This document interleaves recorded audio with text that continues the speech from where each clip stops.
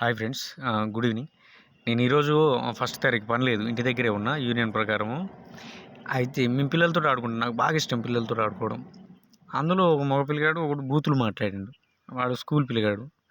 ఈలోపు పక్కన ఒక పెద్ద మనిషి వచ్చి, అరే భయ్ నువ్వు ఏ స్కూల్లో చదువుతున్నావురా, ఎవడురా నీకు చదువు నేర్పేది, మొత్తం బూతులే మాట్లాడుతున్నావు అని చెప్పి అన్నాడు.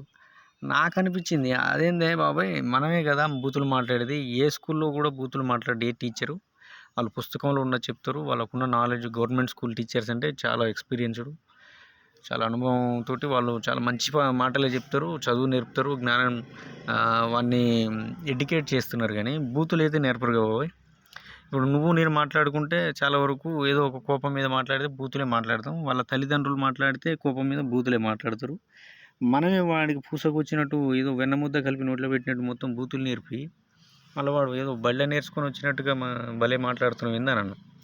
ఏంది ఆయన ఇట్ట మాట్లాడుతున్నావు అని అంటాడు ఆయన. నన్ను మళ్ళీ తిరిగి క్వశ్చన్ వేస్తాను. నేను అన్న దాంట్లో ఏమన్నా తప్పు ఉందా ఫ్రెండ్స్?